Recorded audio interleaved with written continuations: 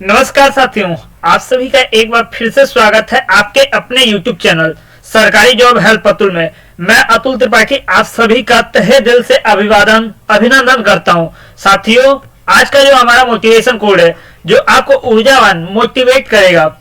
कोई फरिश्ता तुम्हारे आंसू को पोंछने नहीं आएगा, कोई फरिश्ता तुम्हें उंगली पकड़ के सफलता तक नहीं ले जाएगा। ठीक है, अगर कोई इंसान आपकी मदद कर सकता है तो वो आप खुद है। आप ही वो इंसान है जो खुद को सबसे बेहतर तरीके से जानते हैं, क्योंकि खुद को मरने मत दीजिए, खुद को मरने मत दीजिए। उठिए, देखिए आपकी मंजिल आपका इंतजार कर रही है।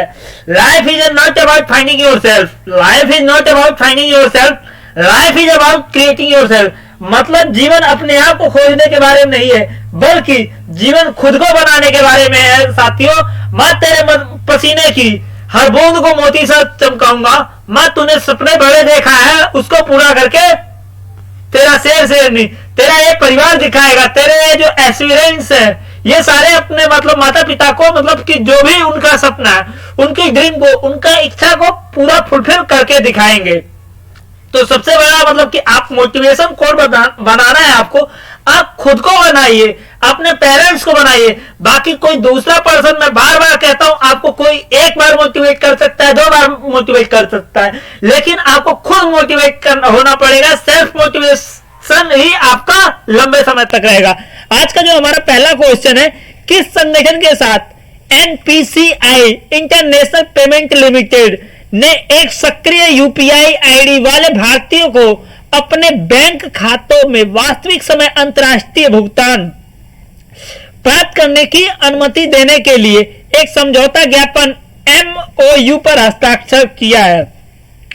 ऑप्शन दिया हुआ है इसमें साथियों, मास्टर कार्ड, वीजा, टेरापे या फिर मतलब अमेरिकन एक्सप्रेस। तो इसका जो ऑप्शन सही होगा साथियों, टेरापे होगा। टेरापे जो इसका ऑप्शन सी है, ये सही ऑप्शन होगा, क्योंकि एनपीसीआई की अंतरराष्ट्रीय भुगतान शाखा एनपीसीआई इंटरनेशनल पेमेंट्स लिमिटेड है और इसने टेरापे नीदरलैंड स्थित वैश्विक भुगतान और संरचना कंपनी के साथ एक समझौता ज्ञापन, जिसको कहते हैं MOU, तो मतलब हस्ताक्षर किया, ताकि भारतीयों को एक सक्रिय यूपीआई आईडी के साथ वास्तविक समय अंतरराष्ट्रीय भुगतान प्राप्त करने की अनुमति मिल सके।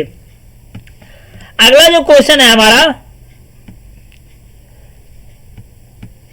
हर साल अंतरराष्ट्रीय सीमा शुल्क, क्वेश्चन पूछ रहा है हमारा, हर साल अंतरराष्ट्रीय सीमा शुल्क दिवस कब मनाया जाता है? 28 जनवरी, 26 जनवरी, 27 जनवरी, 25 जनवरी। तो 27 जनवरी 2022 को केंद्रीय अप्रत्यक्ष कर यानी इनडायरेक्ट टैक्स और सीमा शुल्क बोर्ड CBIC और उसके सभी क्षेत्रीय गठनों ने अंतरराष्ट्रीय सीमा शुल्क दिवस 2022 मनाया। विश्व सीमा शुल्क संगठन WCO द्वारा दी गई इस वर्ष की थीम थी डेटा संस्कृति को अपनाकर और डेटा पारिस्थितिक तंत्र का निर्माण करके सीमा शुल्क डिजिटल परिवर्तन को बढ़ाना, इसका जो मतलब थीम था। इसी के साथ में जो हमारा अगला क्वेश्चन है, निम्नलिखित में से किस इमारत ने वर्ष 2021 के लिए royal institute of British architects द्वारा दुनिया का सबसे परिवर्तनकारी इमारत का पुरस्कार जीता? बुर्ज खलीफा दुबई में जो की है, फ्रेंडशिप होटल बांग्लादेश, या फिर एफिल टावर फ्रांस में, या फिर ताजमहल जो भारत में है? तो इसका ऑप्शन सही होगा फ्रेंडशिप होटल जो कि बांग्लादेश में है, और यह दक्षिण पश्चिमी शहर सतखीरा में फ्रेंडशिप हॉस्पिटल को royal institute of British architects द्वारा मतलब वर्ष 2021 के लिए दुनिया की सबसे परिवर्तनकारी इमारत घोषित किया गया है और बांग्लादेशी वास्तुकार कौशल चौधरी द्वारा डिजाइन किया गया हुआ है। अगला जो हमारा क्वेश्चन है, निम्नलिखित में से किस समूह ने एयर इंडिया एयरलाइंस का अधिग्रहण किया हुआ है? किस समूह ने एयर इंडिया एयरलाइंस का अधिग्रहण किया हुआ? अडानी समूह, एयरलाइन समूह, टाटा समूह या महिंद्रा समूह? तो इसका जो मतलब सही ऑप्शन होगा टाटा समूह, इसका सही होगा, क्योंकि एयर इंडिया को आधिकारिक तौर पर टाटा सन्स लिमिटेड को मतलब सौंप दिया गया हुआ है और लेन देन 3 संस्थाओं air India, air India express और AIS-ATS को कवर करता है। अगला जो हमारा क्वेश्चन है, चरणजीत सिंह जिनकी कप्तानी भारतीय टीम ने 1964 की टोक्यो ग्रीष्मकालीन ओलंपिक में स्वर्ण पदक जीता, उनका निधन हो गया। वह किस पेशे से ताल्लुक करते हैं? हॉकी, बैडमिंटन, फुटबॉल या एथलेटिक्स? तो इसका जो सही ऑप्शन होगा हॉकी, इसका सही ऑप्शन होगा। अगला जो हमारा क्वेश्चन है साथियों, एकीकृत निर्देशित मिसाइल विकास कार्यक्रम के बारे में सही कथन चुने। जो क्वेश्चन पूछे रहा है हमारा, एकीकृत निर्देशित मिसाइल विकास कार्यक्रम, integrated guided missile development programme के बारे में सही कथन को बताना है। ऑप्शन दिया हुआ है, यह कार्यक्रम APJ अब्दुल कलाम द्वारा शुरू किया गया था। इसे 26 जुलाई 1983 को भारत सरकार द्वारा स्वीकृत किया गया था। ऑप्शन दिया हुआ है केवल एक, केवल दो, एक और दो, दोनों, इनमें से कोई नहीं। तो ये मतलब इसका ऑप्शन सी होगा, एक और दो, दोनों इसमें सही है। क्योंकि IGMDP जो यानी कि integrated guided missile development programme है, डॉक्टर APJ अब्दुल कलाम द्वारा शुरू किया गया हुआ था और 1983 में 1983 में इसको मतलब गवर्नमेंट ऑफ इंडिया द्वारा अप्रूव मंजूरी किया गया हुआ था। अगला क्वेश्चन है जो हमारा, DRDO ने हाल ही में आकाश NG मिसाइल का परीक्षण किया है। इसमें NG क्या है? NG क्या है? ऑप्शन दिया हुआ है, न्यू जनरेशन यानी नई पीढ़ी, न्यू जीनियस यानी नई उत्पत्ति, या न्यू ग्रह, नौ ग्रह, या इनमें से कोई नहीं। तो इसमें जो आपका सही ऑप्शन होगा ए होगा, क्योंकि DRDO ने एकीकृत परीक्षण range, integrated test range Orissa से आकाश न्यू जनरेशन मिसाइल का इसका मतलब सफल परीक्षण किया हुआ है। अगला जो हमारा क्वेश्चन पूछ रहा है, केवड़िया रेलवे स्टेशन के बारे में सही कथन चुने। यह स्टेशन भारतीय ग्रीन बिल्डिंग काउंसिल के साथ पंजीकृत होने वाला पहला है। जल प्रबंधन के लिए सुविधाएं यहां मौजूद नहीं होंगी। ऑप्शन दिया हुआ है केवल एक, केवल दो, एक और दो, दोनों, इनमें से कोई नहीं।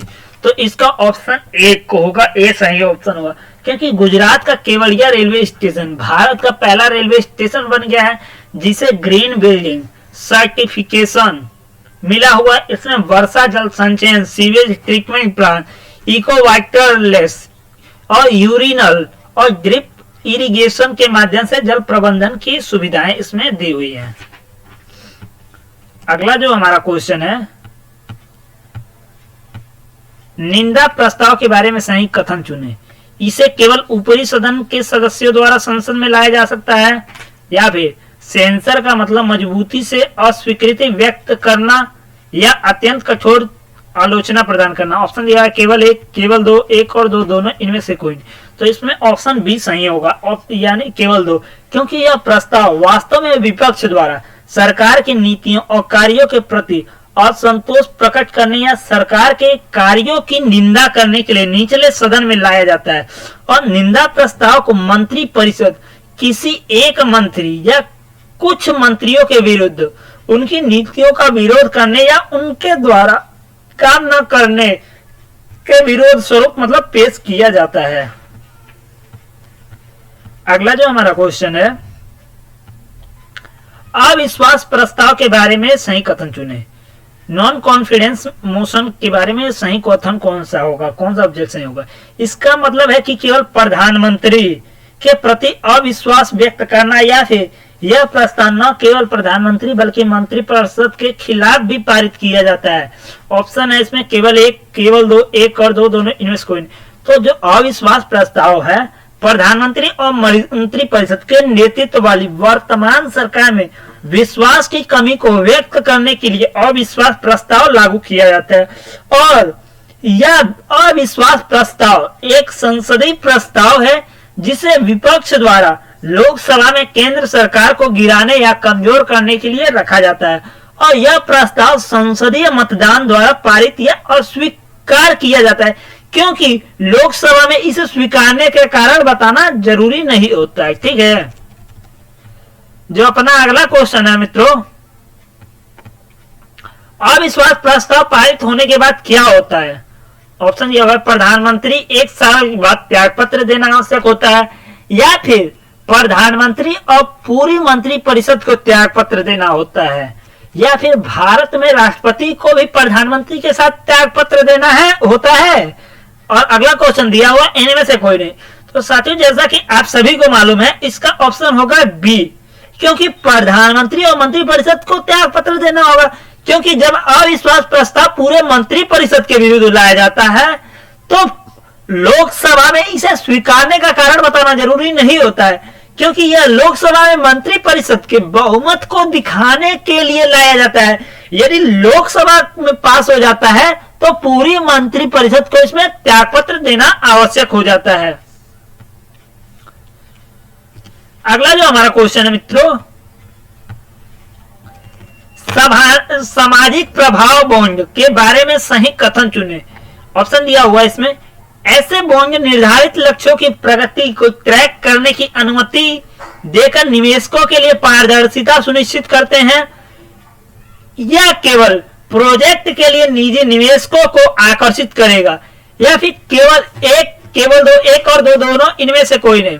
तो इसका जो ऑप्शन दिया हुआ है ऑप्शन ए होगा, क्योंकि सामाजिक प्रभाव बॉन्ड में अनुबंध से पहले परिणाम आधारित लक्ष्य रखा जाता है, और ऐसे बॉन्ड निर्धारित लक्ष्यों की प्रगति को ट्रैक करने की अनुमति देकर निवेशकों के लिए पारदर्शिता सुनिश्चित करते हैं, और सार्वजनिक कल्याण परियोजना के वित्तीयन हेतु इस बॉन्ड की शुरुआत सार्वजनिक और निजी क्षेत्रों के अधिक निवेशकों को आकर्षित करेगी और निवेश घाटा को पूरा करने में भी मतलब मदद करेगी।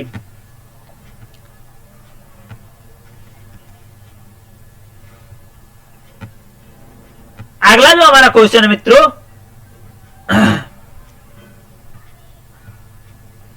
अर्थव्यवस्था का प्रकार बताए। जब अर्थव्यवस्था में एक गहरी मंदी और इसके बाद एक तेज वृद्धि शामिल होती है, के शेप इकोनॉमी हो जाती है, यू शेप इकोनॉमी होती है, या फिर वी शेप इकोनॉमी होती है, या फिर इनमें से कोई नहीं। तो इसका ऑप्शन आपका सी होगा, क्योंकि जो वी शेप रिकवरी में अर्थव्यवस्था एक गहरी मंदी और उसके बाद एक तेज वृद्धि शामिल हो जाती है, और वी शेप रिकवरी में का नाम अर्थव्यवस्था की मंदी और पुनरुद्धार का प्रतिनिधित्व करने वाले ग्राफ के आकार से लिया गया है, जो कि कैसा होता है, वी आकार का वी स्ट्रक्चर होती है, वी शेप होता है, उसी तरीके से मतलब दिखता है। अगला क्वेश्चन है हमारा, कौन सा देश विश्व का प्रमुख एफडीआई गंतव्य बन गया? World leading foreign direct investment designation बन गया है। चाइना, इंडिया, अमेरिका या फिर ब्रिटेन?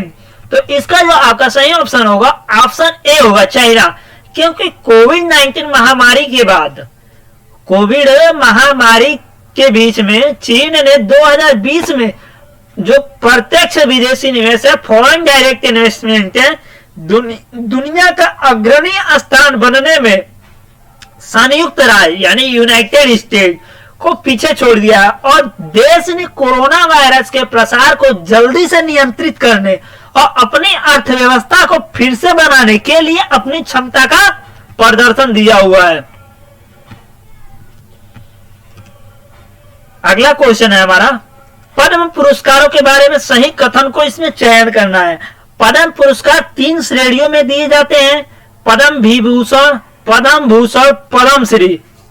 अगला ऑप्शन दिया हुआ है, यह राष्ट्रपति के भवन में औपचारिक रूप से समारोह में भारत के राष्ट्रपति द्वारा हर 2 साल में सम्मानित किया जाता है। केवल एक, केवल दो, एक और दो, दोनों इनमें से कोई नहीं। तो देखिए, पद्म पुरस्कार के लिए केवल एक ऑप्शन होगा, क्योंकि यह 3 श्रेणियों पद्म विभूषण, पद्म भूषण, पद्म श्री में प्रदान किया जाता है, और भारत के राष्ट्रपति द्वारा हर साल राष्ट्रपति भवन में समारोह में सम्मानित किया जाता है, क्योंकि पुरस्कारों की घोषणा गणतंत्र दिवस के अवसर पर की जाती है। और साथ ही मैंने मतलब जो हमारा पहले मतलब वीडियो बना रखा है कि भारत के मतलब कि इम्पोर्टेंस अवार्ड या फिर मतलब कि कुछ जो मतलब अवार्ड होते हैं क्यों दिए जाते हैं, कौन सा मतलब व्यक्ति किस अवार्ड के लिए योग्य है, इत्यादि अनेक चीजों का मैंने जो हमारा पिछला वीडियो है उसमें मैंने मतलब कि डिस्क्राइब से किया हुआ है, आप सभी को देख लीजिएगा एक बार। और क्योंकि मतलब वहां डिस्क्राइब किया हुआ है क्योंकि कौन से व्यक्ति को कौन सा पुरस्कार दिया जाता है इत्यादि अनेक चीजों को हमने मतलब विस्तार से चर्चा किया हुआ है, तो आप लोग जरूर देखिएगा। और आज का सेशन आप सभी को कैसा लगा कृपया करके कमेंट बॉक्स में बताइएगा। और साथियों जो हमारा टेलीग्राम का लिंक है, टेलीग्राम ग्रुप है, इसमें आप सभी जरूर ज्वाइन होइए, क्योंकि इसमें कुछ महत्वपूर्ण क्वेश्चन वगैरह इत्यादि अनेक चीज मतलब कि जुड़े मिलेगा आप लोगों को। तो इसलिए मैं कहूंगा आप लोग टेलीग्राम को जरूर ज्वाइन कीजिए। आप सभी को लगता होगा यहाँ से कुछ अर्निंग का या अदर सोर्स, तो इन सब में मैं एक्टिव नहीं रखता हूँ, तो आप सभी को जानकारी जहां से मिले आप लोग कलेक्ट कीजिए, क्योंकि आपको जानकारी कलेक्ट करना है। जानकारी जहां से मिले कलेक्ट कीजिए, आप लोग सिलेक्शन लीजिए। तो इसी के साथ में मैं अपनी वाणी को विराम देता हूं, फिर मुलाकात होगी आपसे नेक्स्ट क्लास में, तब तक के लिए धन्यवाद, नमस्कार।